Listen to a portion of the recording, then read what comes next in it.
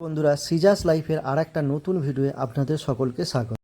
এই ভিডিওর মাধ্যমে আমরা জানব গাড়িকে কিভাবে পিডিআই করা যায়, প্রি ডেলিভারি ইন্সপেকশন। আর এটা করা খুবই জরুরি। আর এটা চেষ্টা করবেন গাড়িটা আপনার নামে রেজিস্ট্রেশন হওয়ার আগে করা। গাড়ি যখন পিডিআই করবেন চেষ্টা করবেন আপনার সঙ্গে আপনার কোনো এক বন্ধু বা কোনো আত্মীয়কে সঙ্গে নিয়ে যাবেন। কারণ আপনি নতুন গাড়ি একটা এক্সাইটমেন্টে অনেক কিছু চেক করতে ভুলেও যেতে পারেন, মিসও করে যেতে পারেন। কিন্তু আপনার সঙ্গে আরেকজন থাকলে সে ওইগুলো ক্যাচ আপ করে নিতে পারবে। তো ইন্টেরিয়ার এক্সটেরিয়ারে সমস্ত জিনিসগুলোই ভালো করে চেক করবেন। ইন্টেরিয়ারে যেগুলো চেক করবেন প্রত্যেকটা ফাংশানকে একবার করে অন করে করে দেখবেন। গাড়ির মিউজিক সিস্টেম থেকে শুরু করে এসি ভেন্ট, তারপরে আপনার সামনে যদি এসি কুলিং কেমন হচ্ছে, গানের সাউন্ডগুলো কীরকম আসছে, মিউজিক সিস্টেমটা, আর গাড়িটা কত কিলোমিটার রান করেছে। কোম্পানি থেকে রেকমেন্ড করে 100 কিলোমিটার পর্যন্ত। তো 100 কিলোমিটারের বেশি হলে তো সেটা অবশ্যই জাস্টিফিকেশানও নেবেন।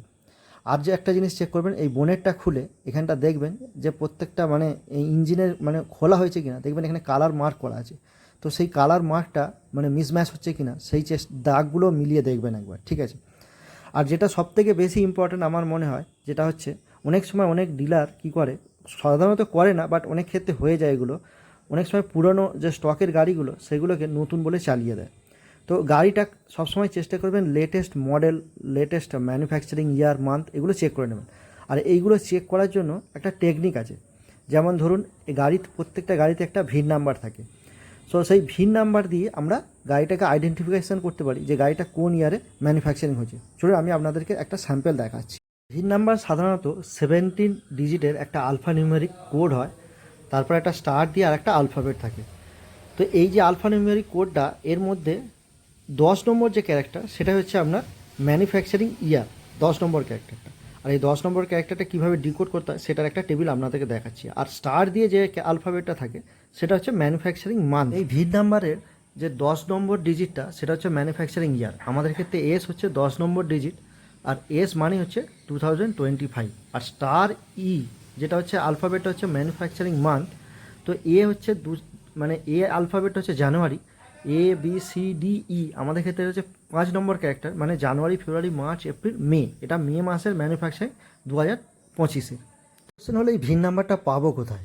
গাড়িতে সাধারণত ডোর যে খুললেই, লেফট বা রাইটের ডোর খুললেই দেখতে পাবেন ভিন নাম্বারটা লাগানো থাকে, অথবা ড্রাইভার সিটের নিচে, যে ড্রাইভার সিটটাকে একটু পেছনের দিকে করেন, ড্রাইভার সিটের ঠিক নিচে একটা জায়গায় পুরো মার্ক করে লেখা থাকে।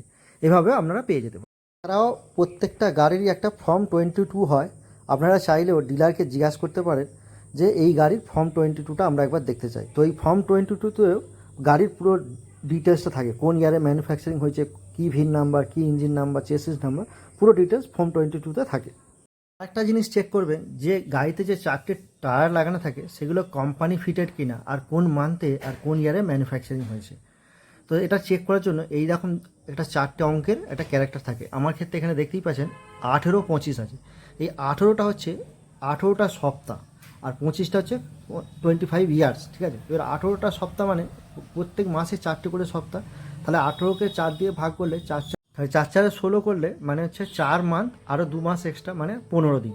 তাহলে 4 মাস মানে জানুয়ারি, ফেব্রুয়ারি, মার্চ, এপ্রিল। এটা এপ্রিল মাসের এপ্রিল, তারপরে পরের মাসেও 15, নেক্সট 15 ডেজ মানে 15, আর 2 সপ্তাহ মানে এপ্রিল, মেয়ের 15 তারিখের কাছাকাছি এই টায়ারটা ম্যানুফ্যাকচারিং হয়েছে। আর 25টা হচ্ছে ইয়ার রিপ্রেজেন্ট করছে। তো এইভাবেও আপনারা ভেরিফাই করতে পারেন যে গাড়িটা কোন মাসে কোন ইয়ারে আজকে এই পিডিআই ভিডিওটা এখানেই শেষ করছি। যদি ভালো লাগে ভিডিওটাকে অবশ্যই একটা লাইক করে দেবেন, আর আমাদের পাশে থাকার জন্য চ্যানেলটাকে সাবস্ক্রাইব করে দেবেন।